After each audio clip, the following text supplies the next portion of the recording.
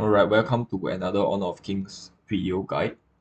Today we'll be talking about range heroes, and the reason I'm not doing tank heroes is because I feel like range heroes is the meta right now, and tank heroes is just not good at all, especially for solo queue.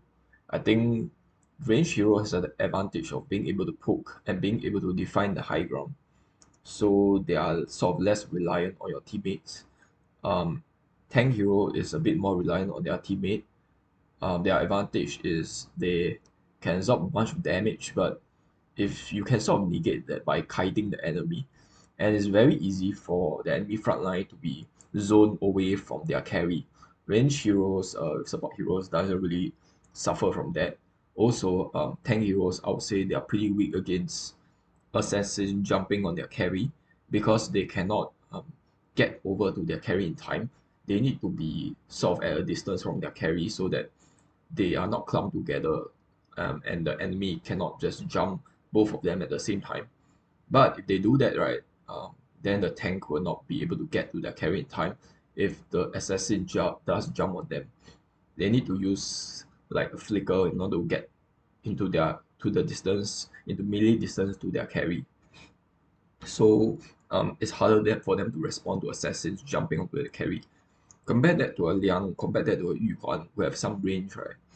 They are able to cover for their carry even when they are a bit of distance away, so they can more effectively protect their carry, right? Even though they might have less CC skills, it doesn't mean much if you cannot really hit the enemy in time. So that's why being able to poke and being able to respond a bit faster makes roaming support, a range roaming support a bit more stronger in my opinion than tanks. All right, I'll go over all the roaming support. The only tank support that I will go through in this video is zhangfei. That's because I think he is the only viable tank right now in this meta. And I think I'll go with zhangfei first. His arcana is pretty standard, just use tank arcana on him. And I just want to talk about skills description. So on zhangfei, right, I like to build this item on him. This item actually.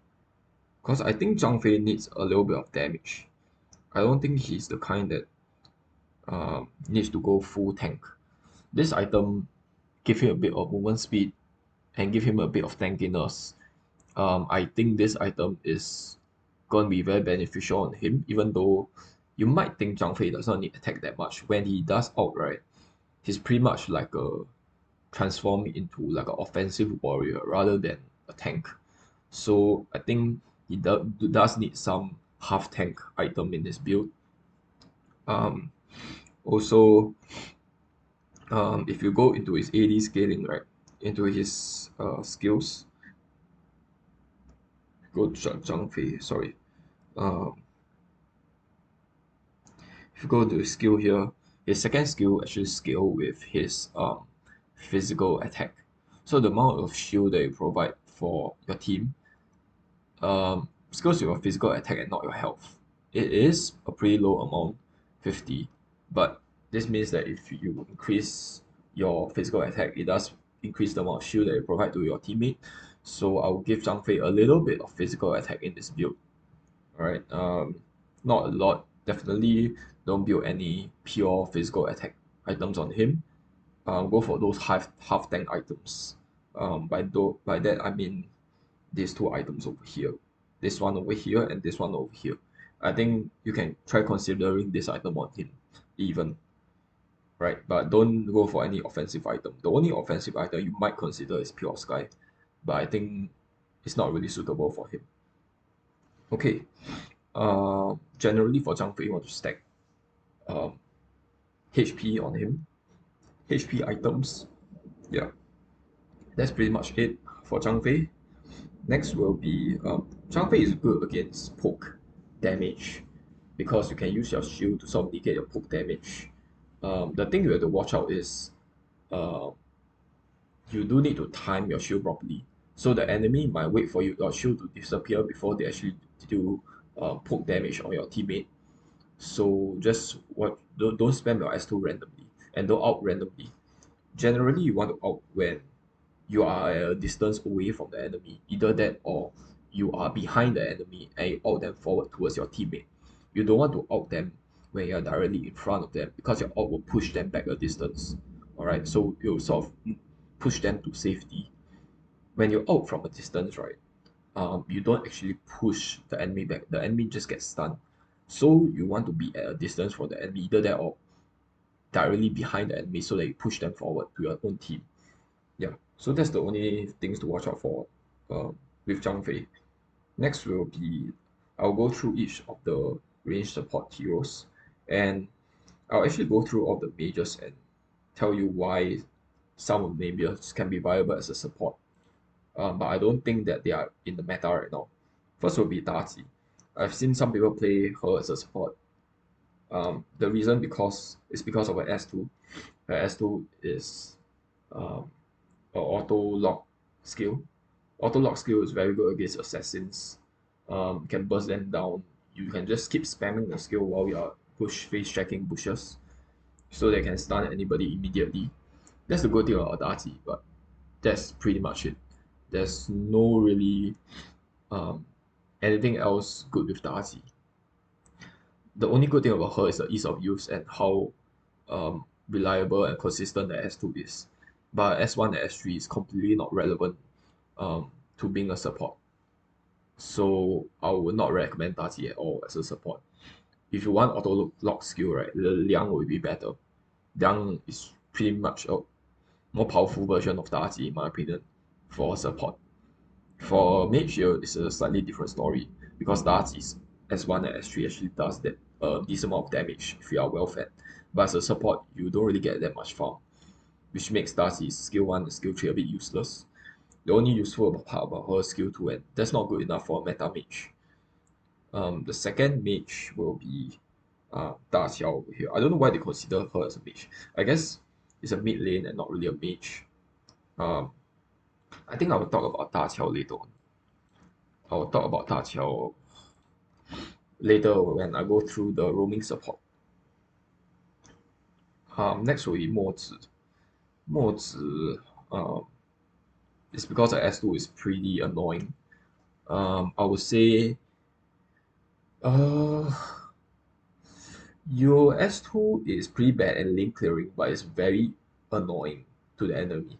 But you do need to um, sort of time your S2 and then have very pretty good accuracy on S2 and be able to predict the enemy's movement because your S2 takes a long charge up time. So the enemy can respond to it if they actually sees you. So what a lot of mods do is that they attack the enemy, they predict the enemy movement and attack them from out of sight because mods S2 has a huge distance. So if they do that when they're sort of in the fog of war, right, then the enemy cannot really see where the S2 is coming from. His poke damage is really annoying, but he's very squishy as well if you build him AP focused. So I would recommend a half tank build of him if you do want to play him. But the problem with him is that he doesn't act as a frontliner nor as a poke mage. His poke is not that good compared to other mages out there. So he certainly is an option that he does the decent poke damage, but not the highest tier of poke damage that you can get compared to some of the other heroes out there. So I would say it's a pretty viable support, but not the meta support. Also, his ultimate makes any hero that jumps onto him, right, um, gets CC'd for 3.5 seconds. So it's really good against melee heroes, but it's very bad against tank hero. Sorry, range support hero. Alright, he's very weak against poke damage. So I need to watch out for that with playing his mods. Next will be Princess Frost. Uh, the reason why she can be a support is because um, she has a shield that slows the enemy. Her S1 slows the enemy. Her S2 freezes the enemy. She has a lot of utility skills. Her ultimate also is an AoE slow, so she can use that to sort of zone the enemy carry away from their team. Um, yeah, so tons of slows, and the S2 is a 2 second stun, very potent stun. So what the um, people often do, right, is use her, um, start her off in the side lanes, right? So can't really show you guys a map right now. So normally people, let's go into solo practice. So I show you where she usually camps at. Alright, this is a 1v1 mode. I want to show you where she usually starts the game off at, so that you guys know where to watch out for. Right, so she starts off essentially the same location that zhangfei usually do, as Kui usually do. Let's increase my cooldown. Alright, just spams the flicker. This just shows the position where she usually starts off. She usually camp in this bush over here, either that or this bush. If your clash laner get to the lane a little bit slow, right? Usually she starts off here. If your clash lane get to the lane fast, they'll be able to see the Princess Frost moving from this bush over to this bush. But if they're slow, sometimes she can be camping over here. And then she learns the S2 first. And what she usually does is she will auto attack the enemy. She won't use her S2 immediately. Of course, there's a choice. You can use your S2 immediately, but a more reliable method, in my opinion, is to come out and let your shield break, because the enemy will be hitting your shield, right? And then once your shield break, it will debuff them with a slow, and then that way you can land your S2 more reliably. Okay, of course you can still do this, but I think this method is a little bit better. Alright, use your slow to slow the enemy down, and then once they cast their flicker, then you use your S2. Alright. And just keep auto attacking them, because your auto attack also does apply a slow to them. Also, another thing to watch out for Princess Frost is you can charge out your first two auto attack, and then you can make your third auto attack like the slow passive. You can treat it a passive or a third auto attack. Yeah, so you can just auto attack nothing in the bush at the start. Okay, so another location that is off the camp is at the bot bush in the marksman lane. Alright, this bush over here, this bush over here. Yeah. Usually they will be able to get from this bush over to this bush in time. They'll camp over here. I would say this is a little bit less reliable than the bush up top, because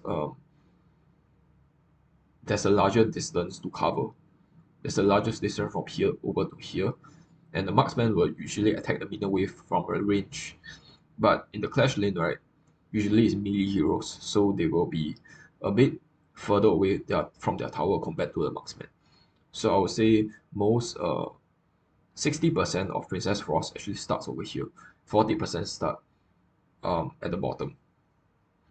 Yeah, at the marksman lane. Usually I would say maybe 10%. 10% usually just do your normal mid rotation. Starts off over here. But I would say that most of the time, right, more often than not, they'll be in the side lanes. They'll be camping in the side lanes. So if you see a Princess Frost support, right, from the enemy, just be sure to cover these bushes over here, or just mad ping your marksman to be very wary of these bushes here, your side laners, rather than your marksman. Okay, I think that's it for now. I don't really think there's any more things to cover for Princess Frost, because she's not one of the meta marksmen. And I'm just going to go in depth into hero explanation for the meta marksman. The reason why Princess Frost is not meta is because she is her S2 is pretty unreliable. It's not really an auto lock skill. You need to aim it, and then you need to cast it from a bush. And she's very weak to purify.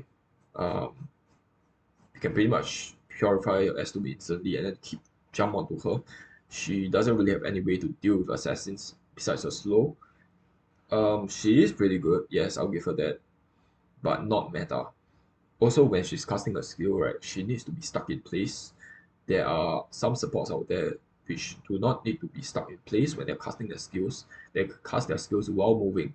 I'll get over to those supports later on. Next will be for the mage support. I think I'll move on to some of the meta hero for now. The meta mage support heroes. The first will be Shi. Shi over here. I think she's very good as a support. Personally, I don't play her because she has a glaring weakness. If you do want to play her, this is a standard mage support build. These two items give you the cooldown reduction that you need, 30% CDR, Once you hit 30% here, you might want to swap out your boots. And then Shi doesn't require any attack speed. So instead of the Mind's Eye, right, you can go for this Void Arcana over here. Alright, this is the build I go with her. This gives her a bit of survivability. I would say for all your mages, I always use this item over here. Will give you a bunch of physical defense, magic defense, so that you can tank more if the enemy does jump onto you. Usually, if the enemy jumps onto a support, right, then it's a bad idea. I mean, it's bad for them because a support is usually pretty tanky, pretty much build tank arcana, and also have this bonus HP from the support roaming item. And they also usually go for a half tank build. So usually the enemy assassin, if they jump onto a support, right, the enemy carry can burst them down. So usually the enemy, it's a bad idea for the enemy to jump onto the support. But they does do that sometimes. So you do need a bit of survivability on your support as well. This item does not sacrifice a lot of damage for defenses because it does give you 140 magic attack. AP, I would say. So I built this item on all my mages. Then you have your Twilight Stream, Frozen Breath over here. Honestly, this item is a bit more optional. Personally, I like to go for a damage focus mage. But if you like to go for a utility, pure utility mage, right, you can go with this item, Frozen Breath first. Alright, and then your last item can be something like a Breakthrough Rope so that you get a bit more tanky. Does give you a lot of HP, so it makes you a bit more tanky. Yeah, but if you want to be sort of you want to sort of solo carry, then go for a damage item first. The good thing about this is it gives you the remaining 10% cooldown reduction that you need. Yeah. Um, the thing about Shi is that she can CC the enemy twice once she's empowered by her ultimate. But her weakness, her downside is that if you does miss your S1, right, there's a huge window for the assassin to be able to jump onto you. And if the assassin does jump onto you, right, she doesn't have any skills to allow her to get away. If an assassin jumps onto like a Princess Frost, for example, they'll be slowed. And Princess Frost also have a shield. But if the assassin does jump onto Shi, she does not have any dash. She does not have any kind of shield, does not have any slow. So she's very prone to assassin. That's the reason why I don't play Shi as much. Next. Um, Next mage on the list will be Yuhuan. And the reason why Yuhuan is so strong is because of her insane poke potential. She is the mage that does the highest poke damage in the game, in my opinion. You need to build a CD focus build on her so that she can keep spamming her S1. Her S2, I see a lot of people use it um, just to move a bit faster. In my opinion, it doesn't give you that much of a speed boost to justify using it. It's only for a very short duration.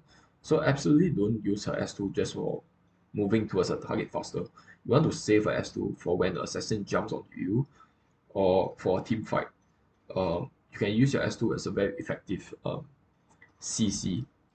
Sometimes I can CC up to 5 people in a team fight just with my S2 alone. I always whenever you CC multiple enemy, right, you get a sort of banner, not panel, a banner showing you like a good CC or something like that, something along those lines. So I often achieve that with yuhuan because I often am able to CC more than 3 enemies in my S2 in a team fight. So S2 is a very good CC skill and it's sort of a disengaged skill to allow you to run away from assassins. Do not use it when you are moving. Um, to try to move faster because it does have a pretty long cooldown before you get your cooldown reduction out. So try not to spam S2. The good thing about her is she provides pretty okay healing to your team. Not the best, but when your teammates are clumped together, right, she does provide a AoE heal. And what's good about this heal is that you don't really need. It's not really like a caiyan heal where you need your teammate to be directly on top of you. Your teammate can be at a distance away from you, and your heal will still be able to reach them. It's sort of like a circle aerial effect. So Yeah, a heal is a little bit more reliable than caiyan's heal. It's not as much, but it's like a pretty consistent heal, especially in the late game where CDR is 40%. And then you also have this item which allows you to spam your skills, keep spamming your skills, right? Can actually does a decent amount of healing. And I think the greatest attraction or yuhuan is that you your ultimate is a purely a disengage skill. Do not use your ultimate to heal your teammate. Your ultimate basically allows you a free pass. Getting away from assassins, getting away from any warriors, any marksmen that are trying to burst you down. Can you just use your ultimate to get away. Your ultimate is very good at dodging the enemy skills. Like if a zhuge locks onto you, right? If the enemy picks a zhuge after pick yuhuan as a counter, because if your enemy zhuge ults you, you can use your ult to avoid the enemy's the zhuge's ultimate. Also, I often use yuhuan as counter pick to daji, this hero over here, because daji's S2 takes a bit of time to hit you, right?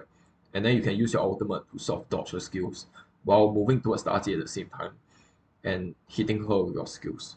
So Yuhuan absolutely destroys a Daji, which is why whenever I see an enemy Daji, right, I always pick Yuhuan.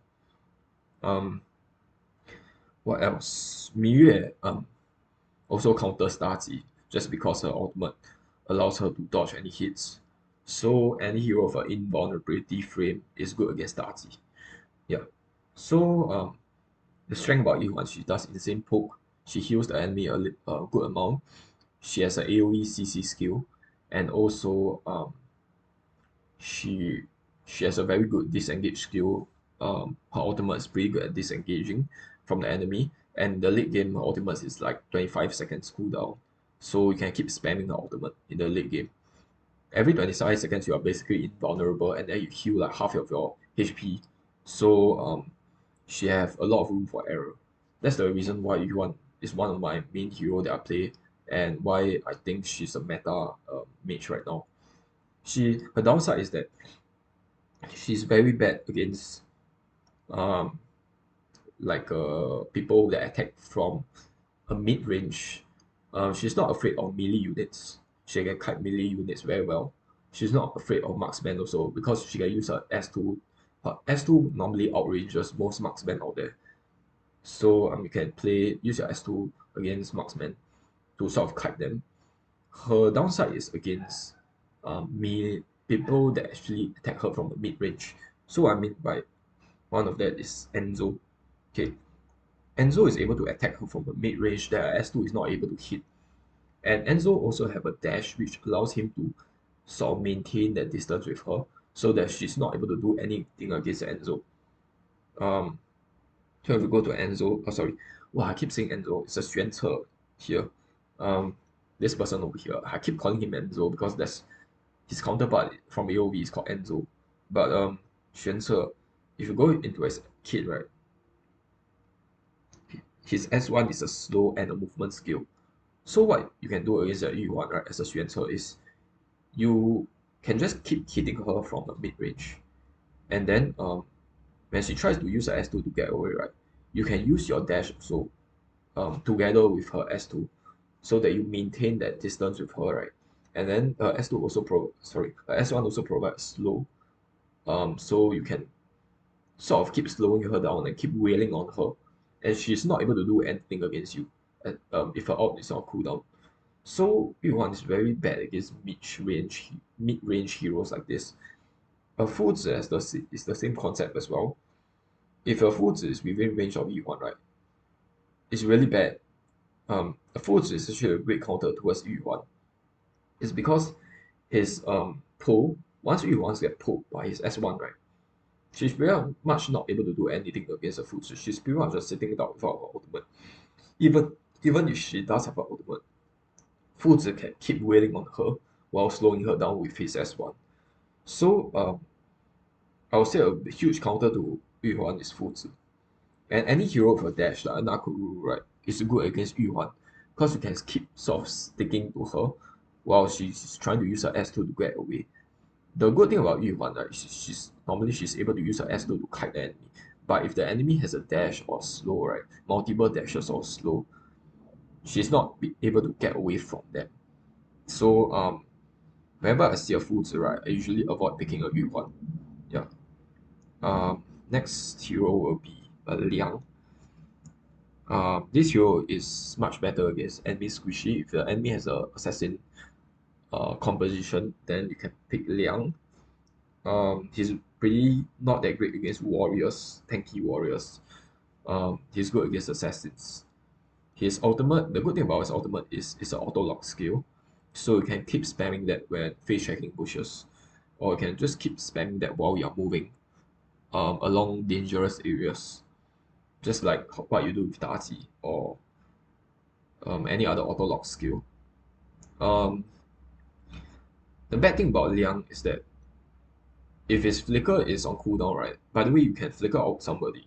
So I'm just gonna show you that in solo game. Um, I highly don't recommend people to flicker out to engage onto somebody. Your ultimate, your flicker is to be used defensively rather than offensively. In my opinion, a lot of people use the flicker offensively, leaving um them to have no disengage skill. I would say Liang is pretty reliant on his flicker for a disengage. Alright, let's turn the AI off. So you can do something like this. First, your standard combo should be S2 first, then out the enemy.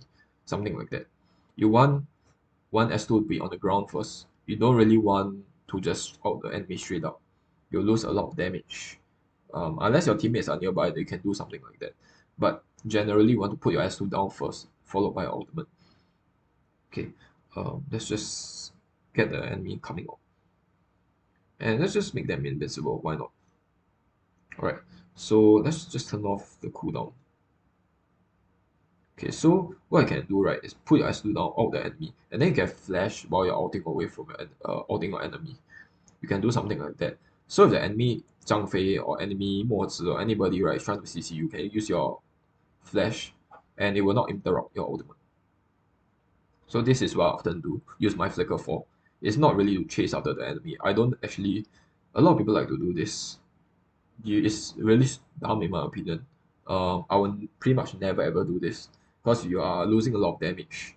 Um, Normally you want to place your S2 down first before you out your enemy. If you do this directly, like you will not be able to do a lot of damage on your enemy at all.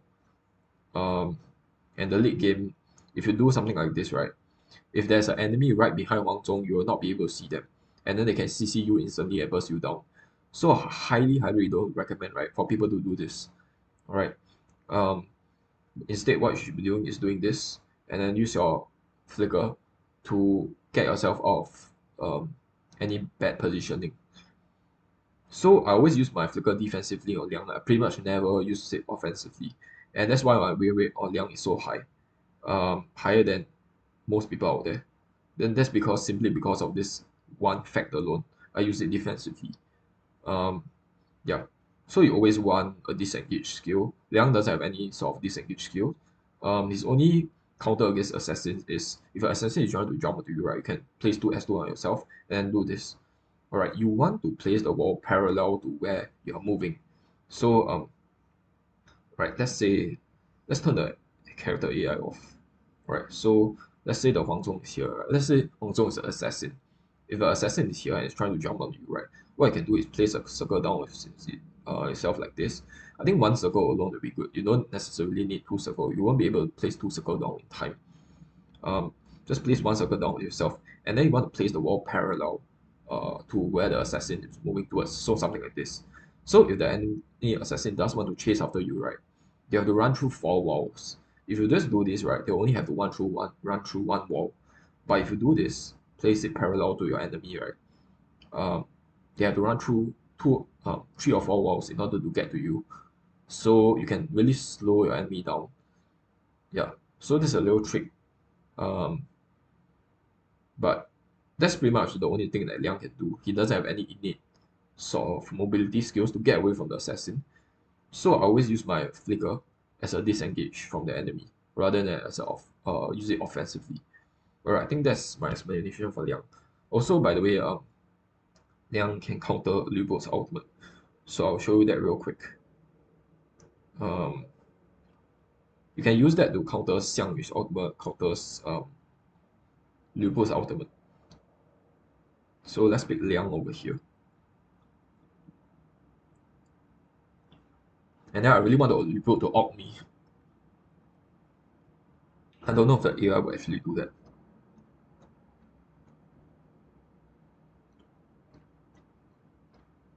But let's make myself the highest level.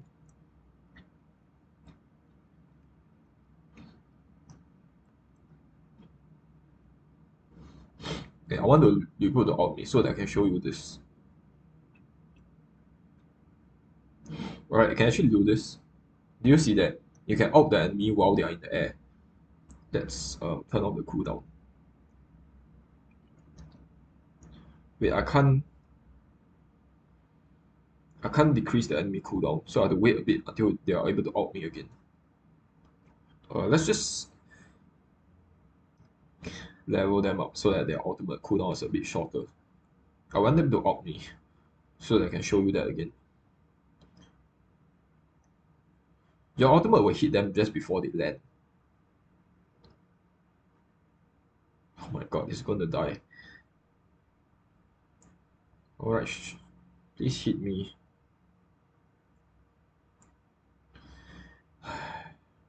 Alright, do you see this? You can out them while they are in the air. Alright, because it's not really a 3D game. They are not like, there's no Z axis in this game.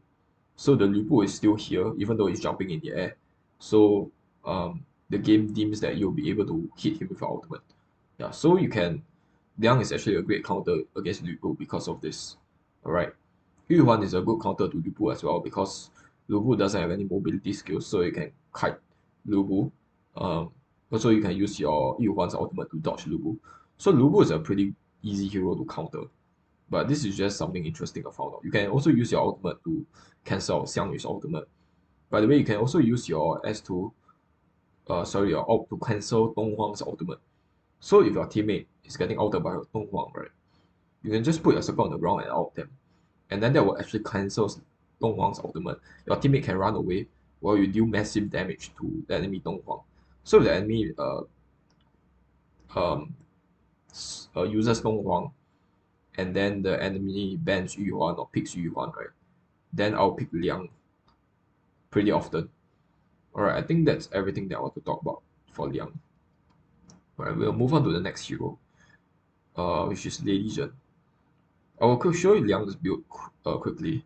It's more or less the same as all the other mage support out there. The first three item is pretty standard. These three items is pretty standard. This gives him cooldown reduction, and this gives him a bit of tankiness. This item over here is good because he does multiple hits against the enemy, so he's able to really stack the item passive well. And this gives him the remaining 10% cooldown of CDR that he needs. And this item just gives him a bit more utility and a bit more damage. Yeah, this item is very overpowered right now and has been nerfed on the Chinese server. So abuse this item while we still can, because we're gonna get nerfed soon. Next I'll talk about Lady Zhen. Now, if you watch my games, right, um, you'll know that I love Lady Zhen, and I personally think Lady Zhen is the only tier 0 support right now. Um, she has tons of CC skills. Her skill actually does a lot of poke damage, and her skill has a ridiculous range because you can use it um, on the enemy who are moving away out of your range, and the ball will still be on them, right? So if they move towards their teammate, it will sort of be bouncing away from them, bouncing between the enemies. So you are dealing damage from a large range away from them. Okay, and the late game, right, Lady Zhen's balls will be able to bounce up to 7 times. So it will just keep bouncing between the enemies.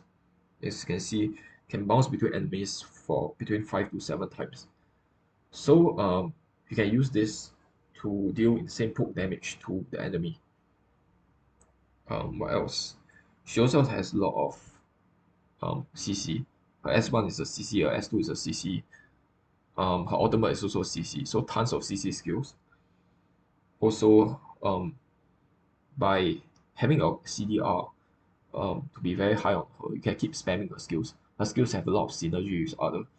Um, so let's go with Lady Zhen in the game. And the enemy, I don't know. Let's go for Assassin. Um, let's maybe build Cerus. Alright, go against the Cerus to show you how I normally play Lady Zhen. Alright, upgrade, upgrade.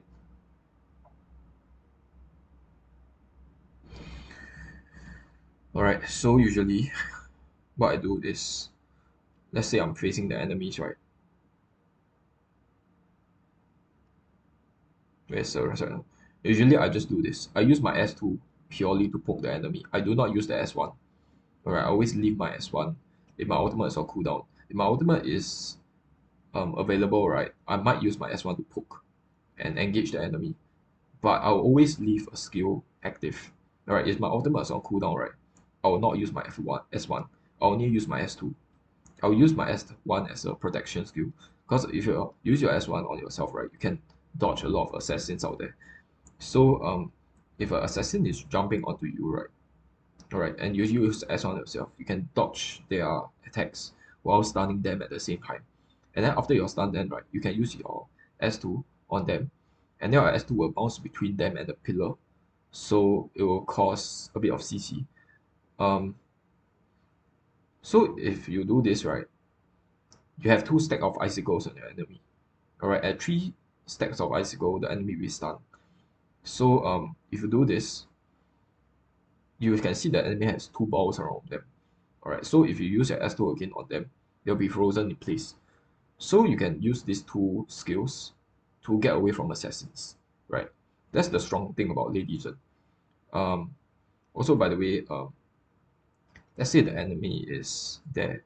You can do this, and your enemies will just keep being hit while you're out of range. Alright, because your S2 will allow the balls to bounce between the enemies. Alright, and this does an insane amount of poke damage in the late game. Also, what's good about Lady Zhen is she can move while casting a skill. She doesn't need to stop. She doesn't really need to stop while casting a skill. That's what makes her so overpowered. Her and Yuhuan so overpowered in my opinion. She's one of the only few mages that can actually do that. Right? No delay at all. She can move while casting a skill. Right? So I find Flicker to not be very effective on her. Because she's able to move while casting a skill, right? I think Purify or even Sprint is a lot better on her than something like Flicker. Generally, you only want to use your Flicker on low mobility heroes like Liang. But for somebody with relatively high mobility and is able to move while casting the skills, Lady Zhen doesn't have any dashes like that, but she's pretty mobile because of her ability to cast a skill while moving, to CC an enemy while moving, something like that. And because of this, right, I think Purify or Sprint will be a better on her because she's able to kite her enemy while stunning them at the same time. Yeah. So this essentially shows you how to play Lady Zhen.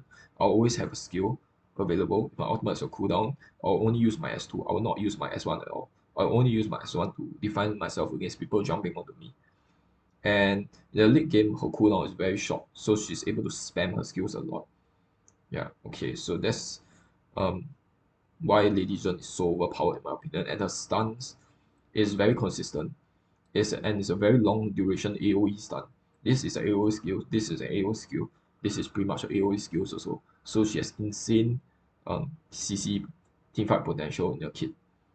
Her ability to defend herself against the assassin also is really good. As you can see, I just avoided Yun's ultimate there.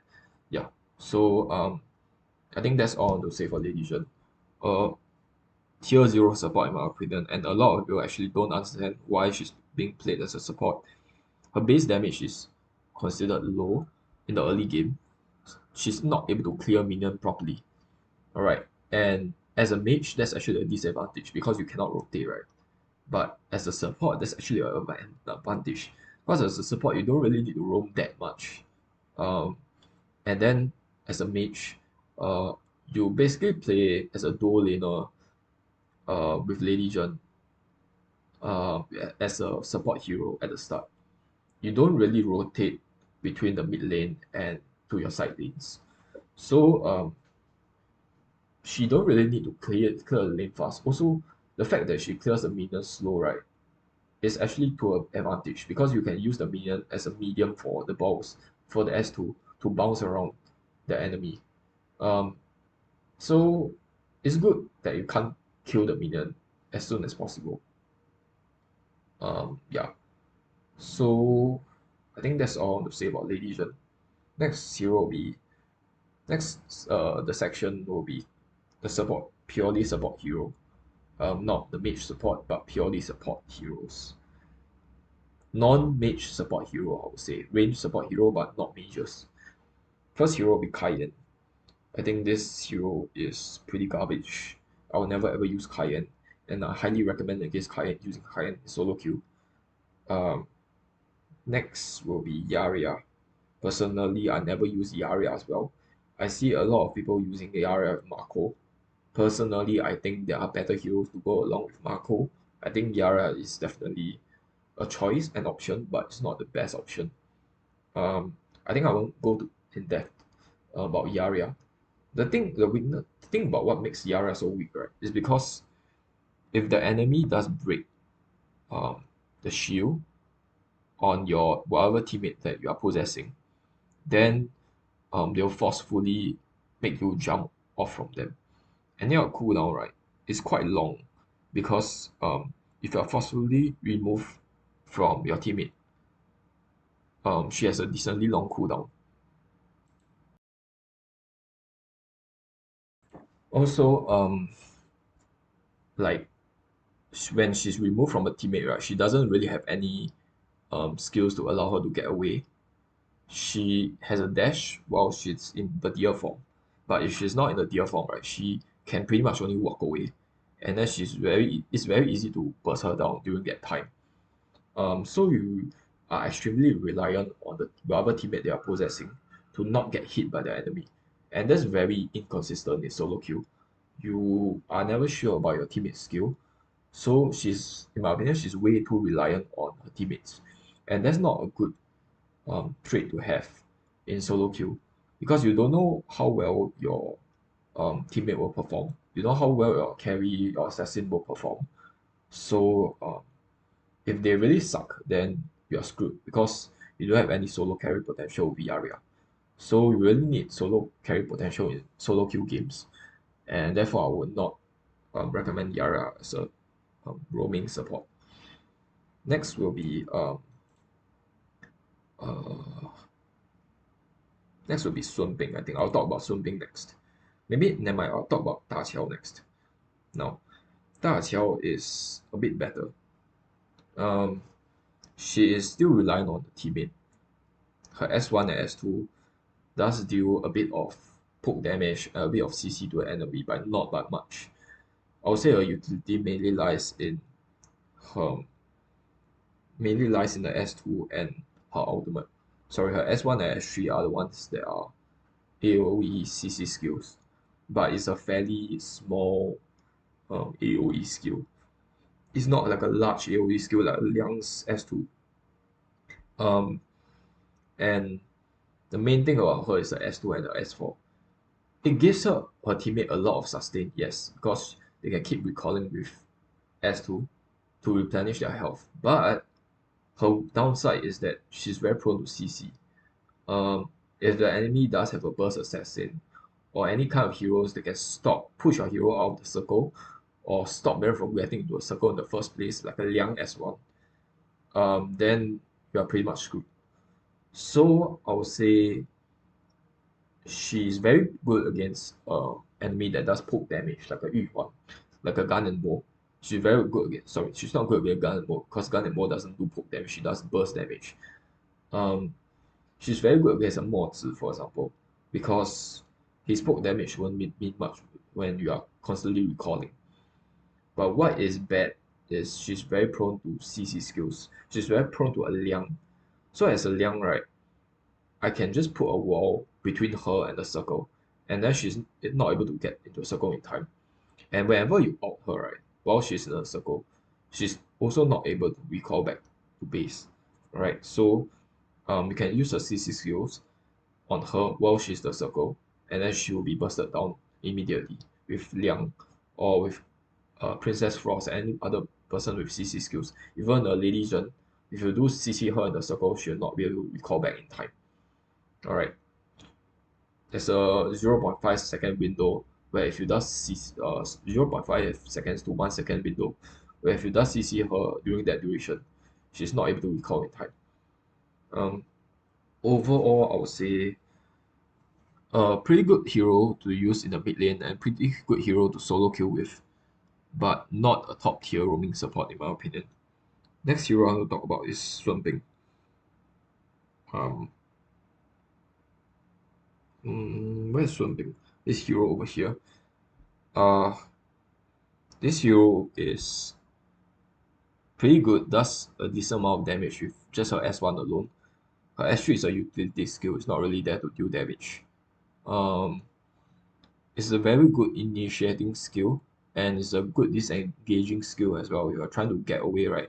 Just throw your enemy in throw your S3 in the direction of the enemy, and usually that is enough to slow them down enough for you to get away.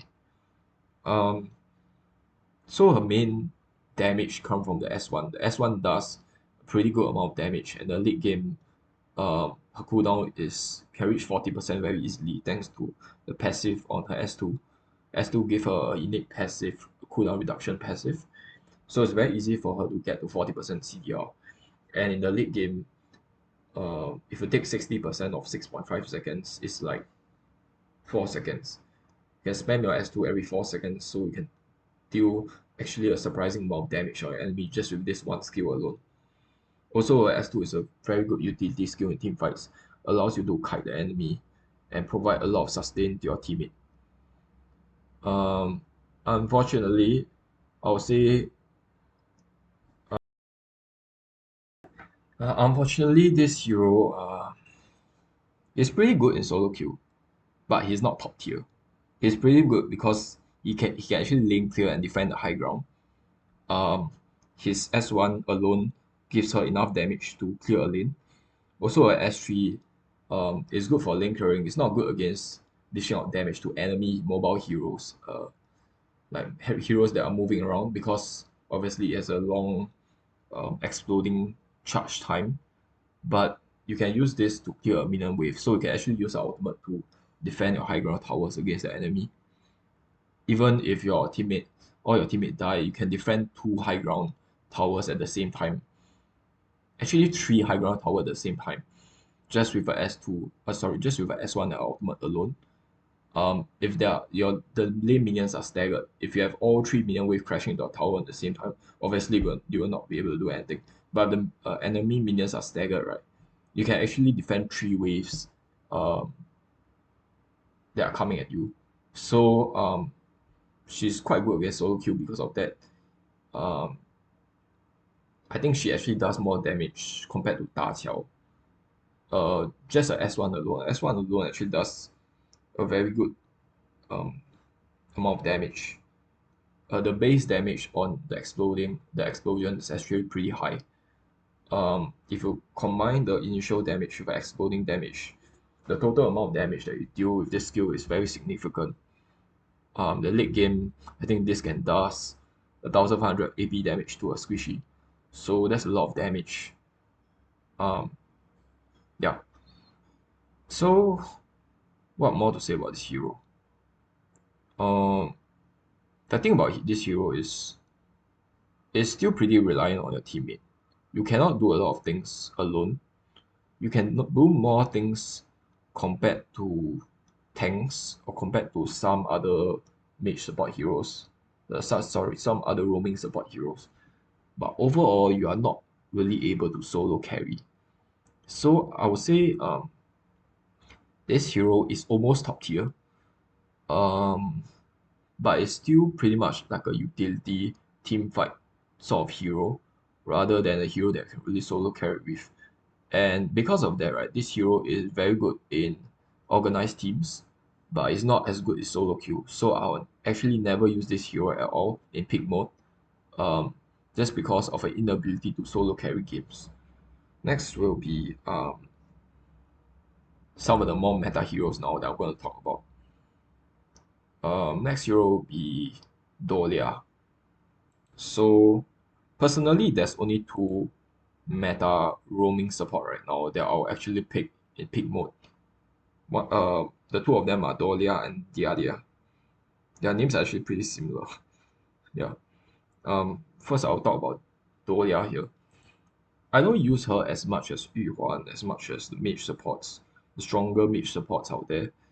Um, but I have to admit, her S1 actually allows her to deal a decent amount of damage or poke damage to the enemy. Um, yeah, S1 allows her to do a decent amount of damage. The problem with it is it has a pretty long cooldown at the start of the game. So in the late game, it's actually okay. Because her cooldown goes down to 10 seconds, but in the early game, it's 12 seconds. Alright, so it has a pretty long S1 cooldown. And also the damage on the skill, the S1 is not that high. It has a pretty large AoE, yes, but you are only able to hit the enemy 4 times if they are within melee range of you. If they are a distance away from you, you pretty much only can hit them with the last hit, which doesn't deal that much damage.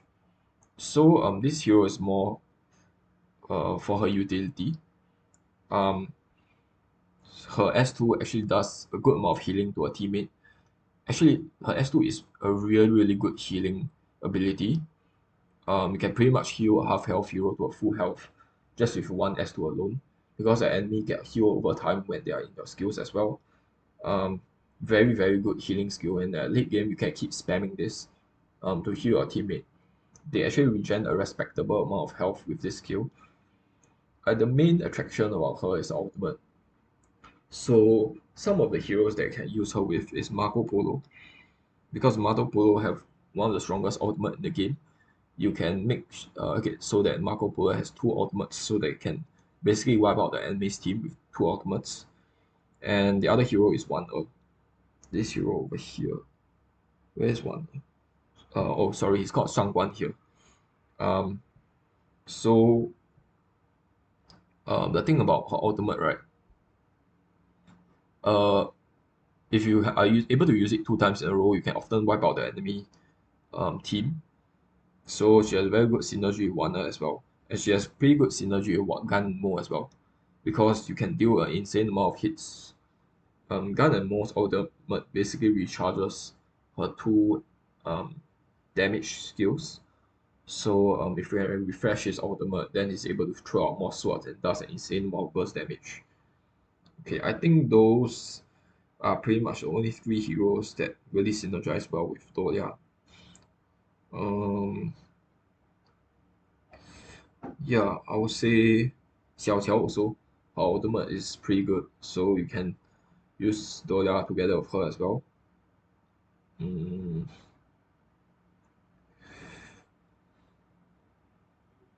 I really don't think there's any other hero. Oh, Lung. How can I forget? Um, I forgot about Lung because he's so easily banned.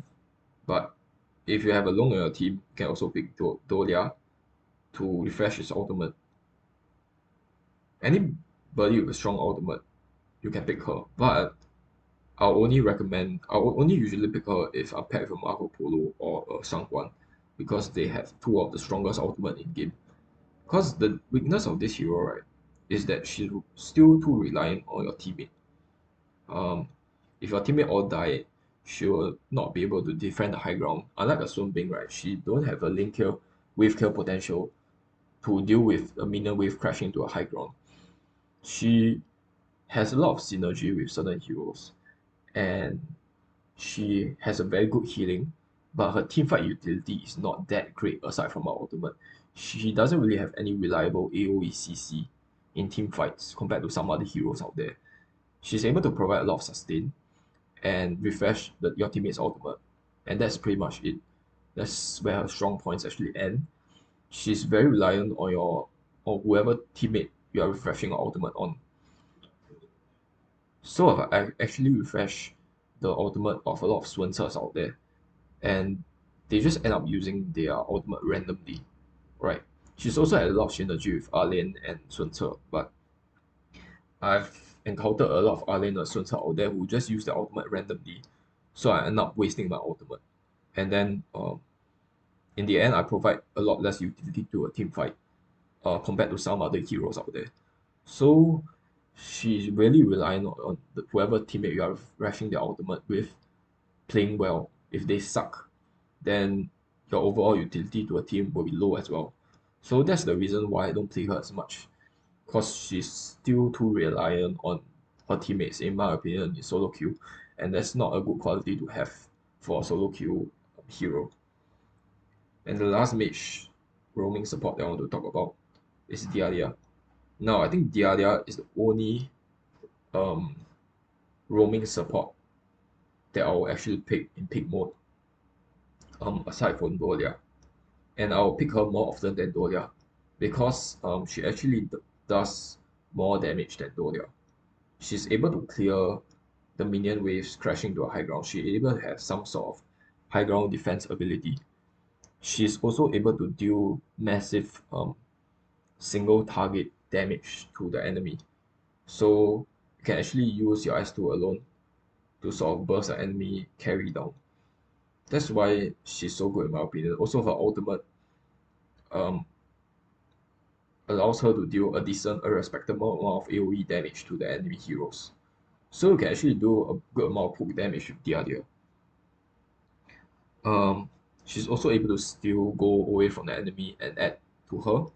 So she has a lot of debuff potential and can also get her go very high very easily.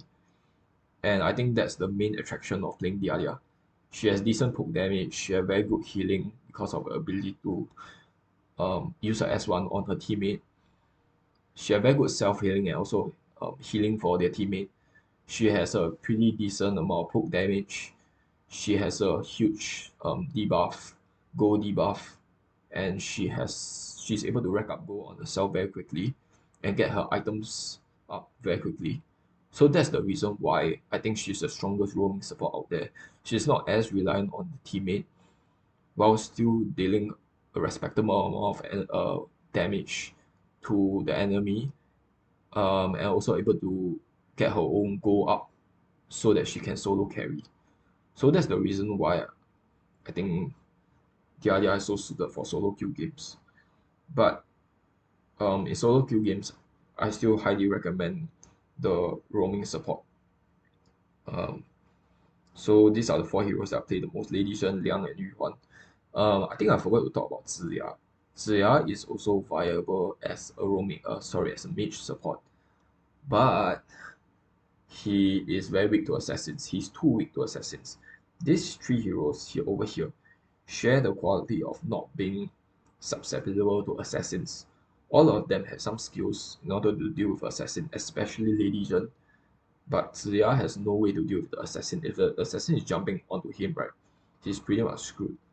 And wherever he uses his S1 and S2, right, he'll be stuck in place. So he's very susceptible to assassins jumping onto him while he's sort of immobile in that 0.5 second window. While his casting skills, as mentioned, he's stuck in place. So if the assassin jumps onto you, you are not able to react in time to them. Um, that's the reason why I don't play him at all. If he can cast his skills while moving, right, then I think I'll pick him a lot more. I think he's strictly an inferior version of Lady Zhen, inferior version of Princess Frost as well, because their skills does very similar things, but unfortunately, he cannot cast his skill while moving, so that's a huge downside. I think that's all the heroes that I want to cover. Um, I've shared the strength of each hero. Um, in order to counter a Liang, just pick like a tanky composition, either that or like any range support that can CC Liang. Just make sure that the Liang doesn't out onto you first and out onto your teammate first, and you need to save your CC skills for when you use his ultimate. to cancel out its ultimate. Um, and against the Lady Zhen, there's no counter to Lady Zhen, which is why she's absolutely the strongest hero out there. If there were to be a counter, I would say it's the only hero that is a counter to Lady Zhen is Ali, because Ali can actually use her S2 to block Lady Zhen's balls, um, and her ultimate cancel out her ultimate also. So the only hero in the game that's able to counter Ali is counter Lady Zhen is Ali. Even Musashi, right? Musashi is another potential counter to Lady Zhen, but in my opinion, is um, not as strong as Ali and not really like a very good counter to Lady Zhen, because she's not able to get within really melee range of Lady Zhen. Lady Zhen can pretty much use her ultimate in melee range, and then Musashi will not be able to block it in time, because there's no like delay between the ultimate hitting Musashi. You cannot block it in time when you are in melee range, and you can also use Lady Zhen S1 to cancel out its ultimate. So if Musashi is jumping onto Lady Zhen, right, all Lady Zhen have to do is use her S3 and use her S1 onto herself, and then Musashi will be sort of CC'd for 4 seconds while not being able to pretty much do anything. Um, so Musashi's S1 can pretty much only counter Lady Zhen balls, um, which is really not that great. The reason why Ali is stronger than Musashi, right, is because Ali doesn't need to get within melee range. Alright, Ali can hit Lady Zhen from a distance. And from a distance, right, Lady Zhen's it's very easy for you to miss with Lady Zhen's S1 and Lady Zhen's ultimate at a distance. But it's impossible for Lady Zhen to miss her S1 and S3 within melee range. So that's why Ali is a better counter and the only counter to Lady Zhen compared to Musashi. Um, I would say Musashi is not that great of a counter to Lady Zhen. So yeah, I think that's it for my heroes. The roaming support heroes and the mage support heroes. Mm, is there anything I want to add?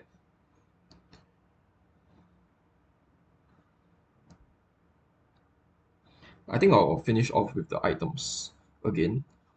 So for the mages out there with multiple hits, you can go for this build over here. And for mages that don't have multiple hits, you can go with this build over here. All right, this gives you direct magic pierce. This gives you direct magic pierce as well, but you need to stack it. And for Lady Zhen, you don't stack her skills. You don't stack the item passive as well as the liang. So I usually opt for this item over here. What else? I think that's everything I want to cover. Lastly will be the arcana. Pretty much for all the mage support and for all the range support out there, this will be your arcana set. I think it's more or less fixed. Um, you can switch it up a little bit and use this arcana over here. The reason why this arcana is not great is because it gives you attack speed, and a lot of roaming support don't really require attack speed. A lot of range support, mage support don't really need attack speed, so we can choose to swap that out for void over here, which gives you health, gives you cooldown reduction, um, more much more useful stat compared to attack speed. Um, as a support, you're not that much focused on dealing damage as much as providing utility to our team. So you can opt to go for void. Alright, and I think that's everything I want to cover. Let me know your thoughts below, and I think this actually ends of the HOK video guide. I've already posted a guide for heroes, a guide for arcanas, and a guide for item as well. I think I'll end of the series with this video here. Thank you guys for your support, and look forward to my next series.